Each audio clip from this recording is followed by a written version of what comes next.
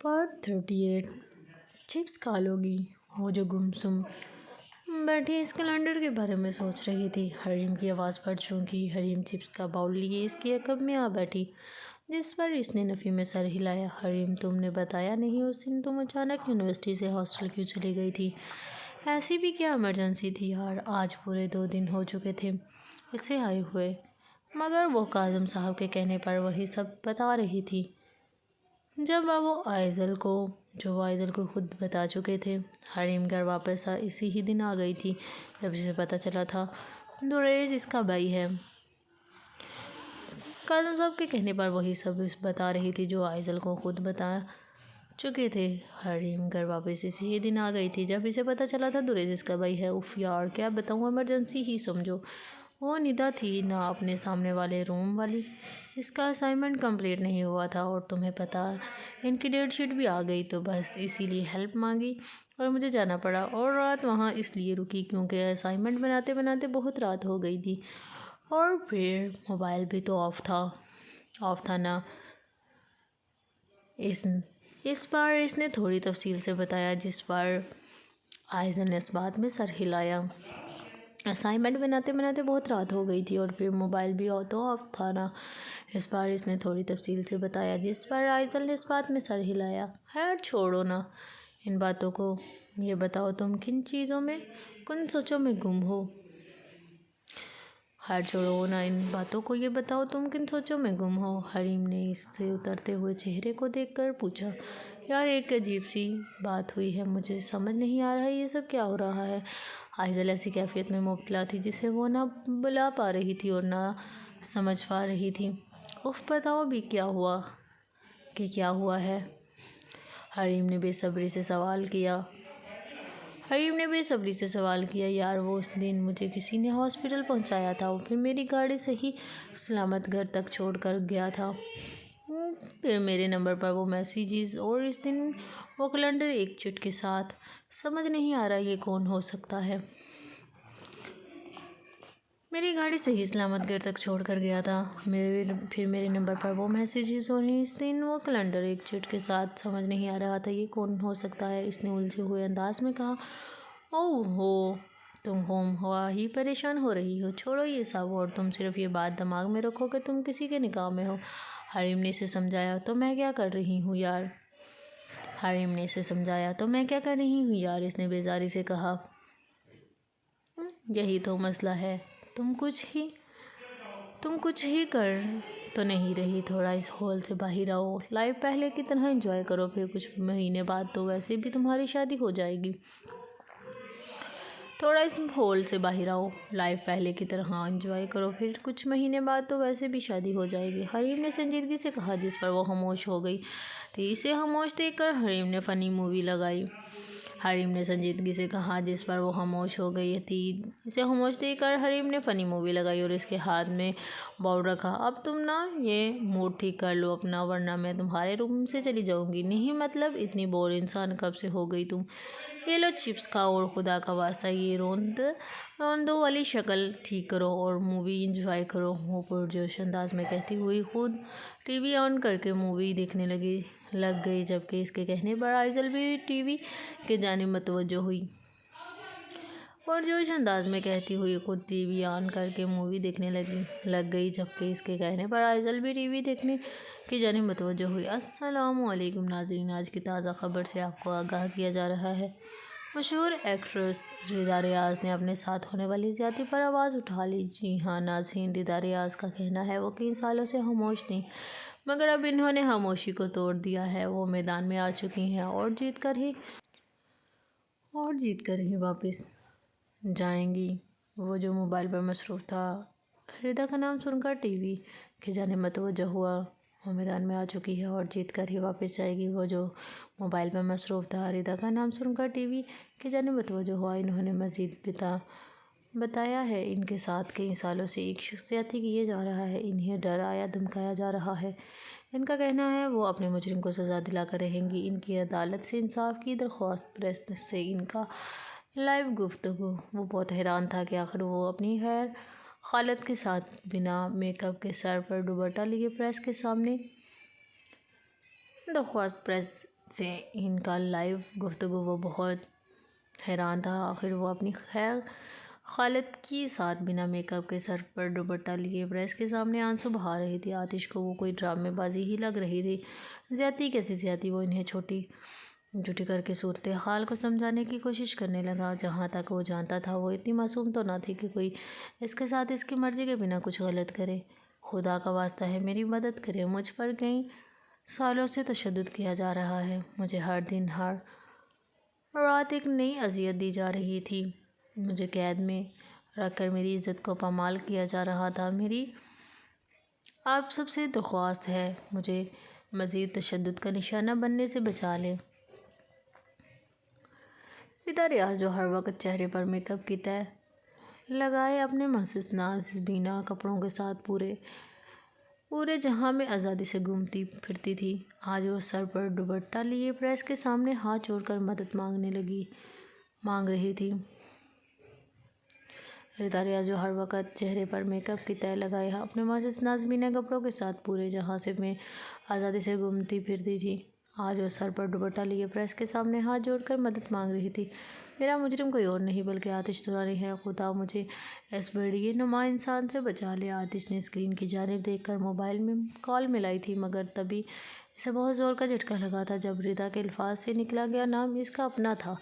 वो बड़ी बड़ी आंखें लिए एलईडी को घूर रहा था। इसे लगा इसका दिमाग माफ हो जाएगा। मुसलसल इसका मोबाइल बजे जा रहा था, मगर वह अब तक सकते की हालत में इसे ढोंगी लड़की को देख रहा था जो बिना किसी सबूत के इस पर इतना बड़ा इल्ज़ाम लगा रही थी। सामने पड़े टेबल पर एक ज़ोरदार लात रसीद करके वो गुस्से से उठा, साइड टेबल पर रखा वास उठाकर एलईडी पर मुझे मारा, जिससे पल भर में वो किरचियों में तब्दील हो गया।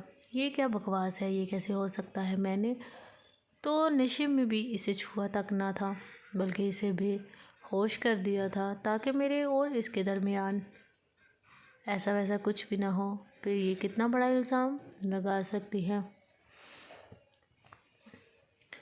वो गुस्से से फनकारता हुआ अपने मोबाइल फ़ोन लिए रूम से बाहर निकला। जैसे ही वो सीढ़ियों से उतरकर नीचे आया, अचानक तबीर से टकराते हुए बचाए एक नज़र सामने खड़े मासूम वजूद पर डालकर वो आगे बढ़ने नहीं लगा था। जब नज़र इसके तासुरात पर गई, वो चेहरे पर एक अजीब सी कैफियत लिए से देख रही थी। आया अचानक तबीर से टकराई हुए बचा एक नज़र सामने खड़े मासूम वजूद पर डालकर वो आगे बढ़ने लगा था। जब नज़र इसके तासुरात पर गई, वो चेहरे पर एक अजीब सी कैफियत लिए से देख रही थी। तभी क्या तुमने भी यकीन इसके खटका लगा था, एक डर सा इसके दिल को लगा था। तबीर के बेतबार नज़रें इसके दिल की धड़कनें रोकने की कोशिश में थी। तबीर ने नज़रें झुकाई और रुख बदल लिया था। वो जो इस पर भरोसा करके इसकी जॉब को कबूल कर चुकी थी, इसकी नज़र में आतिश का जो मुकाम था, जो इज़्ज़त निखरी रही थी, और वो अपनी नादानी पर पछता रही थी। मैं तुम्हें नहीं छोड़ूंगा जॉब को कबूल कर चुकी थी। इसकी नज़र में आतिश का जो मुकाम था, वो जो इज़्ज़त निखार रही थी, अब वो अपनी नादानी पर पछता रही थी। मैं तुम्हें नहीं छोड़ूंगा दीदा। वो सुर्ख आंखें लिए बाहर की जानिब बढ़ गया। तकरीबन आधे घंटे बाद वो इसके फ्लैट पर मौजूद था, जहां वो अपना इंटरव्यू देकर वापस आ चुकी थी। वो बड़े आराम से बेड पर लेटी कान में हेडफोन लगाए गाने सुनने में मसरूफ़ थी जब एक ज़ोरदार धमाके के कमरे का दरवाज़ा खुला। वो अचानक चौंक कर उठी बैठी जब सामने से आते शख्स को देखकर इसकी हवाएं उड़ गईं। आतिश बड़े बड़े कदम उठाए, बड़े तपश में इसके जाने बढ़ा और लपक कर इसके बालों को अपनी गिरफ्त में ले लिया, जिसने इसकी जान निकल गई। आते शख्स को देखकर इसकी हवाइयाँ उड़ी। आतिश बड़े बड़े कदम उठाए, बड़े तपश में इसकी जाने बढ़ा और लपक कर इसके बालों को अपनी गिरफ्त में लिया, जिससे इसकी जान निकल गई। ये क्या कर रही हो, छोड़ो मुझे, वो मज़ाहमत करने लगी, मगर आतिश की गिरफ्त मज़ीद मजबूत होती चली गई। आतिश ने इसकी आंखों में आंखें गाड़ी। ये क्या बकवास की है तुमने मीडिया पर? हाँ, समझती क्या हो तुम खुद को? कुछ बोल नहीं रहा तो इसका ये मतलब नहीं कि तुम कुछ भी करती चली जाओ। बताओ क्यों किया तुमने ये? किसका पटा है तुम्हारे गले में? कौन करवा रहा है तुमसे ये सब?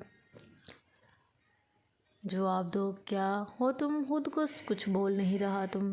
इसका ये मतलब नहीं तुम कुछ भी करती चली जाओ। बताओ क्यों किया तुमने ये?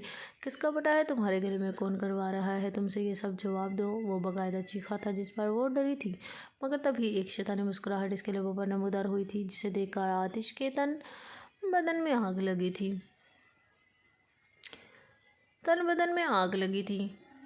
अच्छा, तो वो तुम्हें अपनी इज्जत इतनी अजीज है कि फ़ौरन से पहले तुम मेरे पास चले आए। बकवास बंद करो अपनी। जो पूछा है इसका सीधा जवाब दो। क्यों किया तुमने ये सब? प्रेस में इतना बड़ा झूठ बोलकर सबकी हमदर्दियाँ हासिल करने से क्या मिल जाएगा तुम्हें? हाँ, आतिश ने इसके बालों को झंझोड़ा था। सुकून मिलेगा मुझे तुम्हें सबके सामने जलील व रुसवा करके, खास तौर पर इस तबीर के सामने। खास करके आतिश ने इसके बालों को झंझोड़ा था। सुकून मिलेगा मुझे तुम्हें सबके सामने जलील और रुसवा करके, खास तौर पर इस तबीर के सामने। और उसे घूरते हुए कहने लगी, जिस पर आतिश ने दांत पीछे हुए इसे नीचे धकेला। वो संभल ना पाई और ज़मीन पर जा गिरी। तुम इसी हद तक गिर सकती हो, ये मैंने कभी सोचा नहीं था। तुम्हें क्या लगता है कि सब करके तुम तबीर को मुझसे दूर कर दोगी? ये बहुत बड़ी खुश फहमी है तुम्हारी। मैं इसे हर वक्त हर कीमत पर हासिल करके रहूँगा। तबीर को मुझसे दूर कर दोगी, ये बहुत बड़ी खुशफहमी है तुम्हारी। मैं इसे हर कीमत पर हासिल करके रहूँगा, आतिश से हारते हुए कहने लगा, जिस पर वो फटी फटी आंखों से इसे देखने लगी।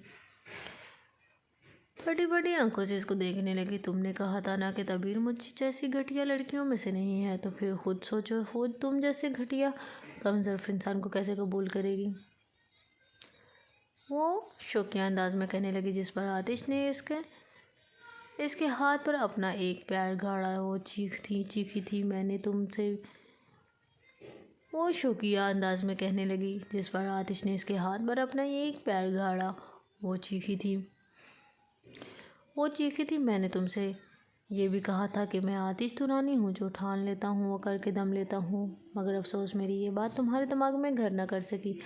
आतिश की बात पर वो इसे देखने लगी। अच्छा, वाकई तो फिर ये मेरा चैलेंज है, तुम्हें इस लड़की को हासिल करके दिखाओ, क्योंकि ये तो बहुत अच्छी तरह से जानती हूँ कि तुम मीडिया से ये खबर तो बंद करवा सकते हो, लेकिन तबीर की नज़र में अपना खोया हुआ मुकाम दोबारा हासिल नहीं कर सकते। वो खुद को संभालती हुई इसके सामने आ खड़ी हुई, जिस पर वो इसे सख्त तासुरात लिए देखने लगा। मुझे ये चैलेंज मंजूर है। मैं तबीर अली को हासिल करके दिखाऊंगा। तुम्हें अपना खोया हुआ मुकाम दोबारा हासिल नहीं कर सकते। वो खुद को संभालती हुई इसके सामने आ खड़ी हुई, जिस पर वो इसे सख्त तासुरात लिए देखने लगा। मुझे ये चैलेंज मंजूर है। मैं तबीर अली को हासिल करके दिखाऊंगा। वो बरम से कहता हुआ पलटने लगा, मगर इसकी आवाज़ पर रुका। इतनी खुद एतमादी अच्छी नहीं होती। आतिश तुरानी रिदा की बात पर एक अजीब सी एक तरफा मुस्कुराहट इसके लबों पर आई थी, जिसे वो समझ न सकी। तो मेरी छोड़ो और अपनी खैर मनाओ। ये मत बोलो तुम्हारी माँ मेरे इलाके में रहती है। और पुरसुकून अंदाज में कहता हुआ वहाँ से चला गया था। मगर रिदा के दिल में एक अजीब सा खौफ पैदा कर गया था। वो पेशानी मसलते हुए हाशिर खानज़ादा को कॉल मिलाने लगी। हेलो, वो यहाँ आया था, मगर वो मुझे मज़ीद धमका कर गया है और मुझे 100% यकीन है कुछ ही दिनों। मगर रीता के दिल में एक अजीब सा खौफ पैदा कर गया था। पेशानी मसलते हुए हाशिर खानज़ादा को कॉल मिलाने लगी। हेलो, वो यहाँ आया था, मगर वो मुझे मज़ीद धमका कर गया है। मुझे 100% यकीन है कुछ ही दिनों सच के सामने ले आएगा। मैंने अपना काम कर दिया, अब तुम्हारी बारी। वो अपनी बात मुकम्मल करके कॉल डिस्कनेक्ट कर गई थी। शाम का वक़्त था, जब वो शराब के नशे में चूर बैठा आज होने वाले वाक़ये के बारे में सोच रहा था। तो बहुत बड़ी बात थी कि जहाँ कुछ लोग इस बात पर यकीन कर चुके थे कि आतिश ने रिदा के साथ वाकई ज़्यादती की है, वहीं आतिश की फैंस इस बात पर यकीन नहीं कर रहे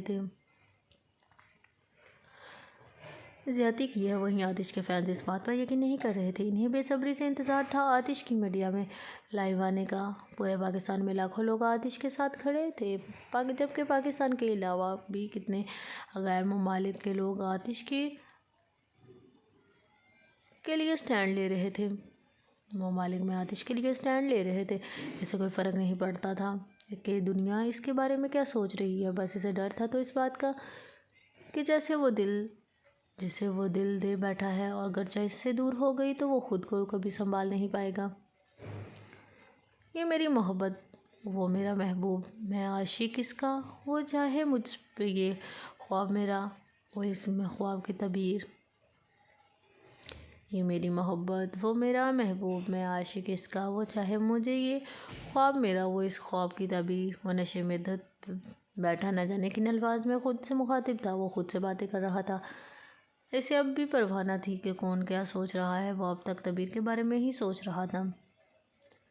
वो नशे में धुत बैठा, न जाने किन अल्फाज में खुद से मुखातिब था, वो खुद से बातें कर रहा था। इससे अब भी परवाह न थी कौन क्या सोच रहा है, वो अब तक तबीर के बारे में सोच रहा था। यार रिदा, तुमने बहुत बुरा किया मेरे साथ, मगर जो अब मैं करूँगा वो इसके साथ भी ज़्यादा बुरा होगा। I swear I will. कर लो बच, रिता रियाज वो नफरत भरे लहजे में कहता हुआ मज़ीद शराब पीने लगा। तब दरवाजे पर दस्तक हुई। आ जाओ आ जाओ, वो हाथ हिलाकर कहता हुआ आंखें खोलकर बामुश्किल सामने देखने लगा। अपने नाजुक से वजूद के साथ चलती हुई अंदर आई और एक नज़र इसे सर था पैर देखकर इसकी आंखों में देखने लग गई। जहाँ इसके लिए बेतवारी दिखाई दी थी, वैसे नजरें ना मिला पाता और गर्दन झुका दी। मैं ये जॉब छोड़ रही हूँ, वो स्पार्ट लहजे में कहती हुई इसे अपनी जानिब मतवज्जो करने में कामयाब हो गई। वो इसे नासमझी से देखने लगा, जबकि तबीर इसे अपनी जॉब देखता पाकर दूसरी तरफ नजरें कर गई थी।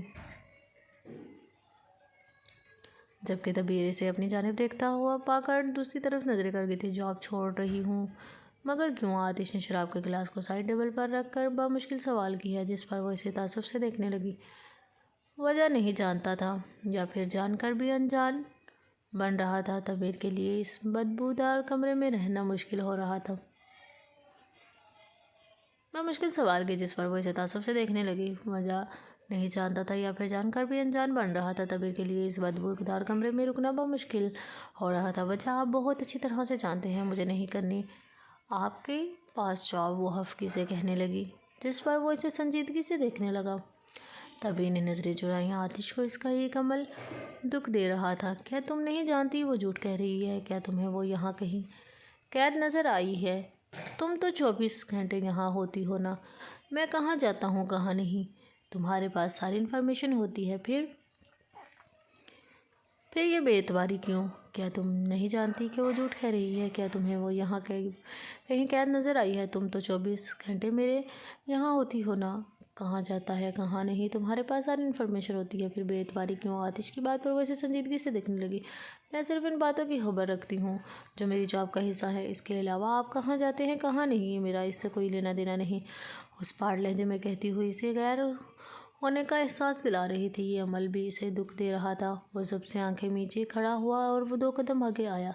क्या तुम्हें मुझ पर भरोसा नहीं तबीर? क्या मैं तुम्हें वाकई में इतना घटिया इंसान लगता हूँ? क्या तुम वाकई मेरे बारे में इतनी मनफी सोच रखती हो? जबकि ये तो तुम भी जानती हो मैं आजकल मीटिंग्स के अलावा कहीं बाहर नहीं जाता। और फिर इस दिन तुम्हारे सामने वो खुद आई थी जिसे मैंने धक्के मारकर निकाला था।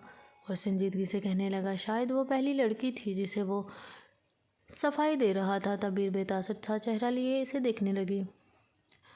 आई थी जिसे मैंने धक्के मारकर निकाला था। वो संजीदगी से इसे देखने लगी।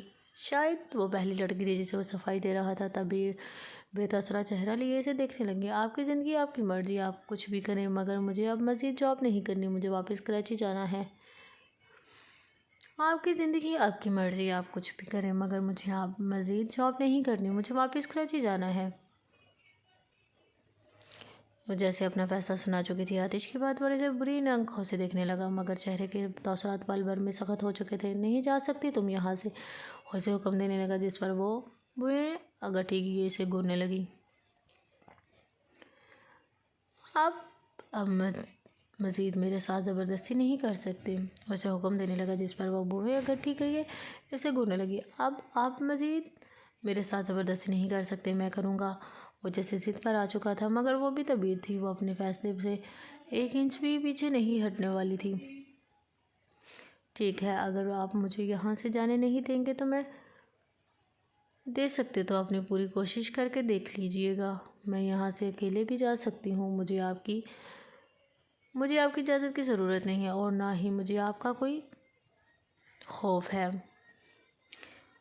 अगर आप मुझे यहाँ से जाने नहीं दे सकते तो अपनी पूरी कोशिश करके देख लीजिएगा। मैं यहाँ से अकेले भी जा सकती हूँ, मुझे आपकी इजाज़त की ज़रूरत नहीं और ना ही आप मुझे कोई खौफ है। वो आतिश की नीली आंखों में आंखें गाड़ते हुए एक एक अल्फाज का चबाकर अदा करने लगी, जिस पर वो गुस्से से इसकी जानिब बढ़ा, इसके बाजुओं पर गिरफ्त तंग कर किए खड़ा हुआ इसे तकलीफ़ देने का सबब बन रहा था। छोड़े मुझे, मैंने कहा छोड़े मुझे, हाथ मत लगाएं मुझे, वो मज़ाहमत करने लगी। मगर आतिश की नीली आंखें गुस्से से सुर्ख हो चुकी थी, चेहरे पर बिखरे बाल, माथे पर शिकन, आंखों में गुस्सा लिए होश व हवास से बेगाना। वो मज़ाहमत करने लगी मगर आतिश की नीली आंखें गुस्से से सुर्ख हो चुकी थी, चेहरे पर बिखरे बाल, माथे पर शिकन, आंखों में गुस्सा लिए होश व हवास से बेगाना होकर वो इसके वक़्त दिशाई कम नुस्ख़ाती ज़्यादा लग रहा था। पहले मुझे इतना बताओ कि तुम्हें वाकई मुझ पर भरोसा नहीं, तुम मुझे इतना गिरा हुआ, इतना घटिया समझ सकती हो? तभी मैं बर्दाश्त नहीं कर सकता, समझती क्यों नहीं तुम? वो जुनून, ज़िद, गुस्से और दर्द के मिले जुलते असरात लिए इसे शायद कुछ समझाने की कोशिश कर रहा था। वो अपनी बड़ी बड़ी आंखों से मुसलसल इसकी ये जुनूनियत देख रही थी। क्या वो वाकई इतनी ही तकलीफ़ में था या वो सिर्फ तबीर का वहम था? क्या वो वाकई अपना हाल दिल बयान करने की कोशिश में था? मुझे नहीं है आप पर भरोसा। कुछ हुआ था, कुछ टूटा था इसके अंदर। वो बेयकीनी से आंखों में आंसू लिए इसे देख रहा था।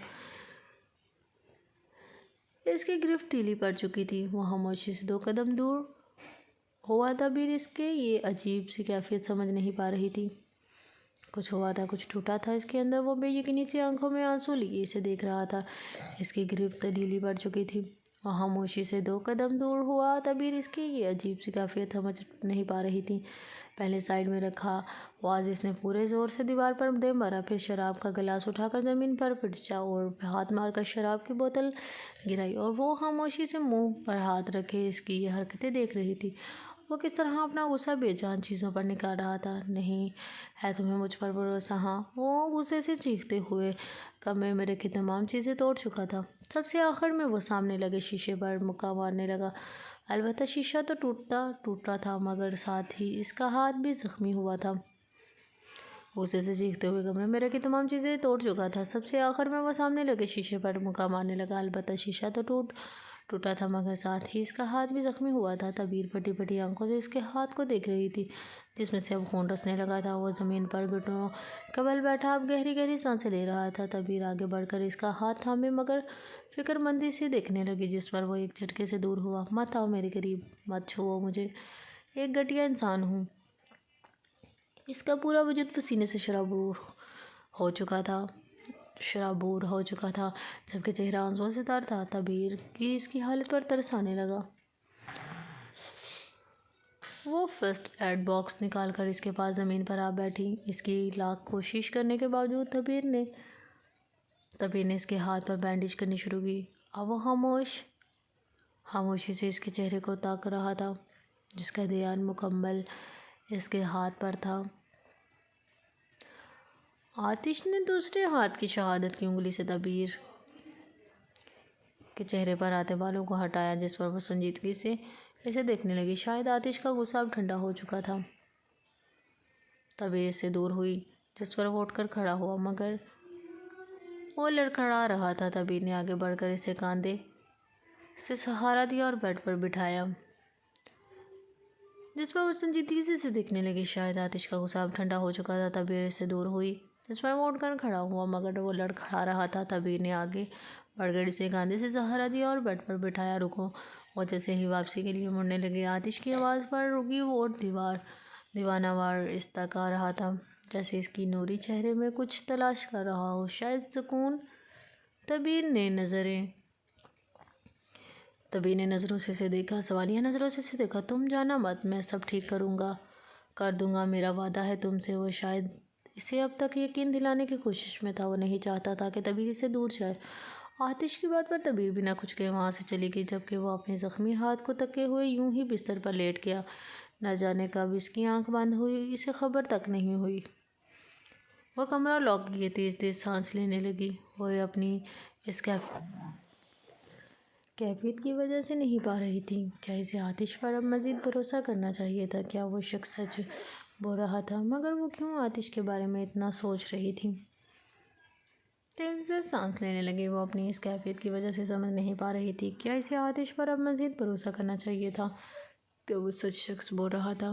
क्या वो शख्स सच बोल रहा था? मगर वो क्यों आतिश के बारे में इतना सोच रही थी? वो एक ऐसे शख्स पर भरोसा कर बैठी थी जो इसे पहले एक अंक न बता था, मगर जब से वो इसके साथ रही थी इतना भी बुरा ना लगा था जितना वो ज़ाहिर करता था। हाँ, वो एक अच्छा इंसान था, बस इसकी कुछ आदतें ख़राब थी, लेकिन वो ख़राब ना था। मगर जो कुछ आज हुआ था, इसके बाद तबीर का आतिश के पास जॉब करना मुनासिब ना था। वो एक लड़की थी और लड़की के लिए इसकी इज़्ज़त से ज़्यादा ज़रूरी और कुछ भी नहीं होता।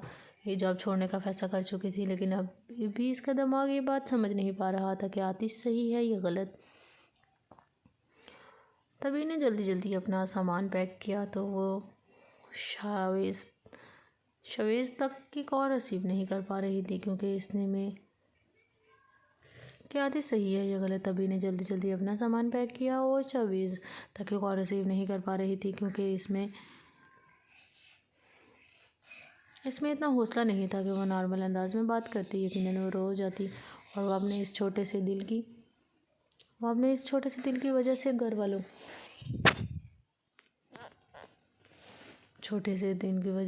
वालों को परेशान हरगिज़ नहीं करना चाहती थी। जब भी वो सब कुछ खामोशी से कर रही थी।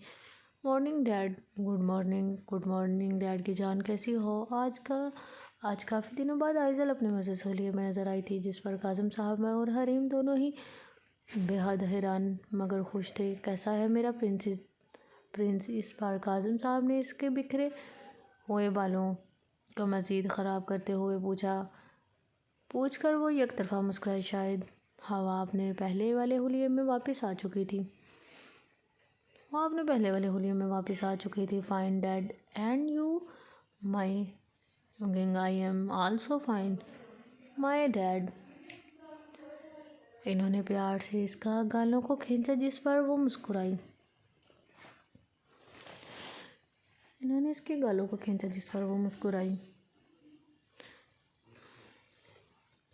ओह कम ऑन डैड, मैं अब बची नहीं रही, आइज़ल ने कॉलर खड़े करते हुए कहा, जिस पर काज़म साहब भी से हरीम हंसने लगे। ओह अच्छा रेली, हमें तो पता ही नहीं था। ऐसे छुड़ाने की बच्ची की कसर हरीम ने पूरी कर दी। छेड़ने की बची कुछ कसर हरीम ने पूरी कर दी, जिस पर उसे आंखें दिखाने लगी। अच्छा, अब आंखें न दिखाओ और अपना ब्रेकफास्ट फिनिश करो। शाबाश। अच्छा, अब आंखें ना दिखाओ और अपना ब्रेकफास्ट फिनिश करो। शाबाश।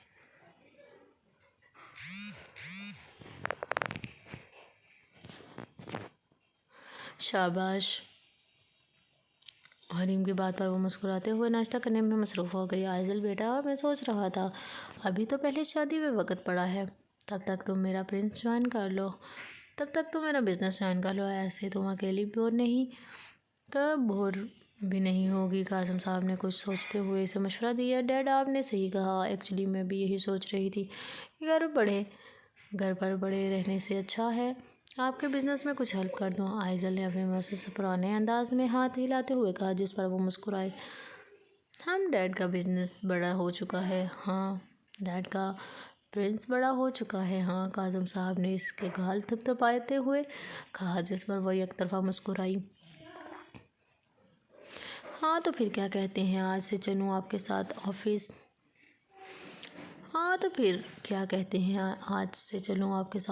आइज़ल की बात पर इन्होंने इस बात में सर हिलाया। क्यों नहीं, ज़रूर, लेकिन ये जो तुमने लड़कों वाला हुलिया बनाया हुआ है, इसे दुरुस्त करो। क्या इस हुलिये में ऑफिस आना है? आइज़ल की बात पर इन्होंने इस बात में सर हिलाया। क्यों नहीं, ज़रूर, लेकिन ये जो तुमने लड़कों वाले हुलिया बनाया हुआ है, इसे दुरुस्त करो। क्या इस हुलिये में ऑफिस आना है? काज़म साहब ने इसे सर थपैर देखा। ढीली सी शर्ट, घुटनों से फटी पैंट, बिखरे हुए बाल, हाथ में मैसेज अंगूठी। वह वाकई कोई टीन एज लड़का लग रही थी। ओफ डैड, इसने घुटनों से फटी पैंट, बिखरे हुए बाल, हाथों में महसूस अंगूठी, वाकई कोई टीनेज लड़का लग रही थी। ओफ डैड, इसने मुंह बसूरा। भाई देखो, अगर वाकई तुम्हें इस हुलिये में ऑफिस जाना है तो भी बता दो। मैं इसे अपने ऑफिस वालों को बताता हूँ कि मेरी सिर्फ एक ही बेटी है। अब अगर तुम इस होलिये में ऑफिस जाओगे तो सब कहेंगे ये अचानक से काज़म साहब का बेटा किधर से नमूदार हो गया। कासिम साहब की बात पर जहाँ हरीम का कहका निकला, वहीं आइजल अपने डैड को मुंह बसूरे देखने लगी, जिस पर वो हंसने लगे। अच्छा बस ना, जैसा तुम्हारा दिल करता है वैसे ऑफिस आओ, मैं तुम्हें नहीं टोकूंगा। आइजल अपने डैड को मुंह बसूरे देखने लगी, जिस पर वो हंसने लगे। अच्छा बस ना, जैसा तुम्हारा दिल करता है वैसे ऑफिस आओ, मैं तुम्हें नहीं टोकूंगा।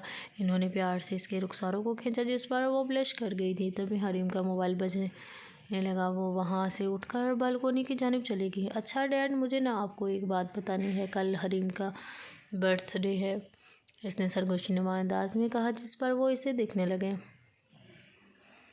अच्छा डैड, मुझे ना आपको एक बात बतानी है, कल हरीम का बर्थडे है, इसने सरगोशीनुमा अंदाज में कहा, जिस पर वो इसे देखने लगे। ओह, तो क्या कोई प्लान है तुम्हारा? कासिम साहब की बात पर इसने हाँ में सर हिलाया, जिस पर वो सवालिया नज़रों से इसे देखने लगे। तो वो अपना सारा प्लान इन्हें समझाने लगी। कासिम साहब की बात पर इसने हाँ में सर हिलाया, जिस पर वो सवालिया नज़रों से इसे देखने लगी। तो वो अपना सारा प्लान इन्हें समझाने लगी। जब इसकी आंख खुली तो दोपहर के 3 बज चुके थे। वो अपनी सुरख आंखों को मज़ीद रगड़ कर बामुश्किल खुद को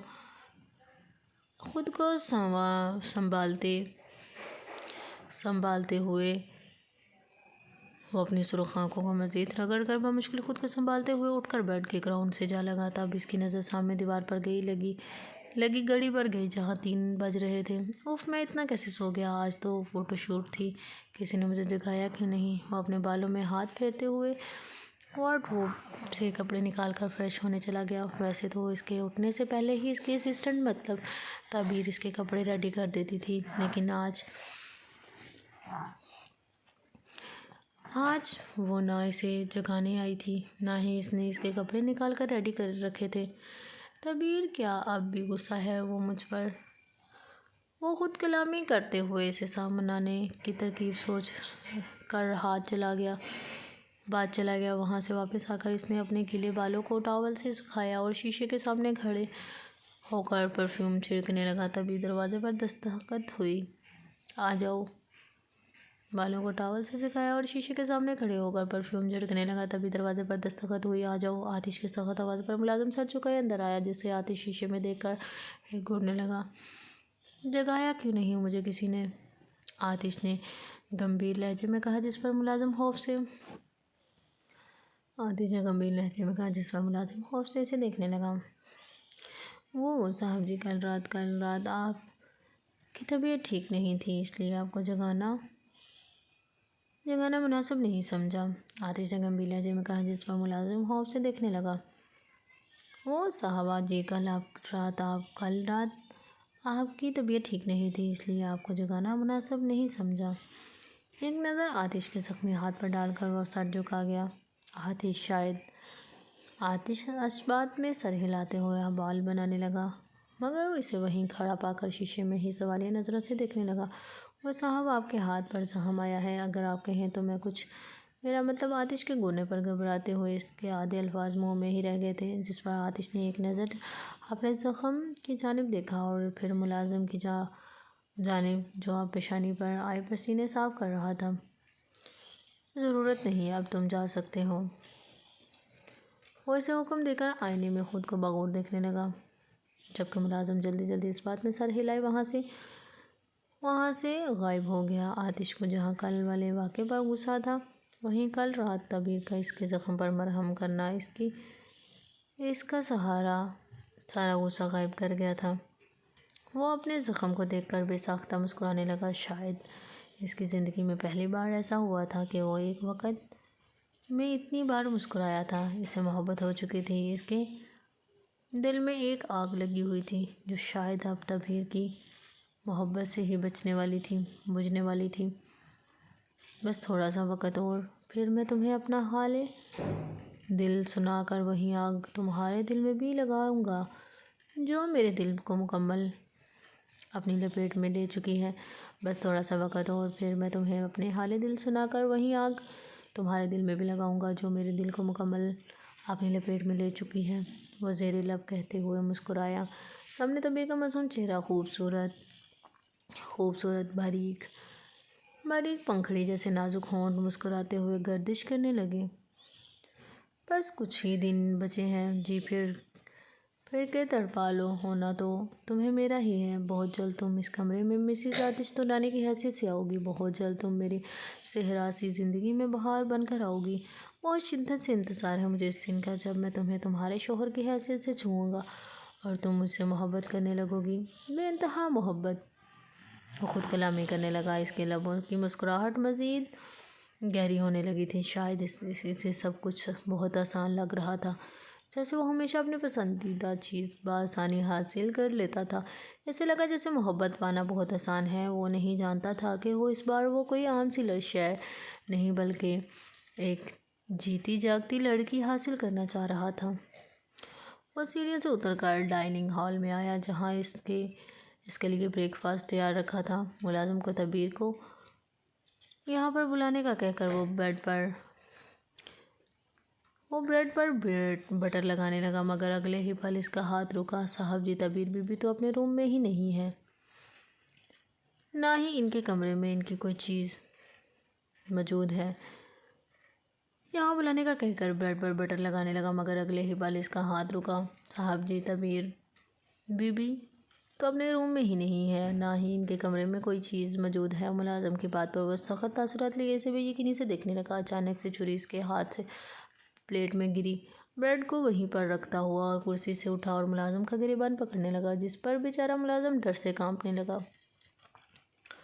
प्लेट में गिरी ब्रेड को वहीं पर रखता हुआ इसे कुर्सी से उठाया और मुलाजिम का गिरेबान पकड़ने लगा, जिस पर बेचारे ने डर से कांपने लगा। क्या मतलब? वो कमरे में नहीं है? हाँ, कमरे में नहीं है तो कहाँ गई वो? आतिश गुस्से से चीखा। मुलाजिम थर-थर कांपने लगा। पता नहीं जी, वो सुबह से अपने कमरे से बाहर नहीं आई थी। वो गर्दन झुकाए हाथ जोड़कर कहने लगा। वो कमरे से बाहर नहीं आई तो तुम में से किसी ने भी इसके कमरे में जाने की जहमत नहीं की? हाँ, इसलिए रखा हुआ है तुम लोगों को यहाँ। वो दहाड़ा था जिस पर तमाम मुलाजिम कांप उठे थे। आप खड़े खड़े मेरा मुंह क्या देख रहे हो? ढूंढो इसे, देखो कहाँ है वो इसका गिरेबान झटका कर चीखा। इसके हुक्म पर तमाम मुलाजमीन फारिग हो। मुलाजमीन फार्म हाउस के अंदर ही तबीर को तलाश करने लगे, जबकि वो खुद डरता हुआ तबीर के रूम में गया, जहाँ इसका वो सामान जो वो साथ लाई थी वो गायब था, जबकि आतिश ने इसे जो शॉपिंग करवाई थी वो वहीं वैसी मौजूद थी। साहब जी, वो तो कहीं भी नहीं है, और गार्ड कह रहे हैं इन्होंने तबीर को बाहर जाते हुए नहीं देखा। मुलाजिम की बात पर इसने सामने बने कबर्ड पर एक जोरदार मुक्का रसीद किया, जिस पर अचानक से इसमें से तबीर का सफ़ेद रंग का स्कार्फ बाहर आ गिरा, जिसे हाथ में लिए वो ज़मीन पर घुटनों के बल बैठ गया। ये कैसी हमाकत है? तबीर, आखिर कहाँ चली गई हो तुम? ज़मीन पर घुटनों के बल बैठ गया। ये कैसी हमाकत है तबीर, आखिर कहाँ चली गई हो तुम? वो आज पहली बार वो इतना बेइंतहा उदास नज़र आ रहा था। वो इसके स्कार्फ को तक रहा था। वो इसकी खुशबू महसूस करते हुए आंखें बंद कर गया। आगे अगर तुम्हें लगता है यूं चुपचाप यहाँ से भाग कर तुम खुद को मुझसे दूर करने में कामयाब हो जाओगी, तो ये बहुत बड़ी भूल है तुम्हारी। मैं अपनी आखिरी सांस तक तुम्हारा पीछा नहीं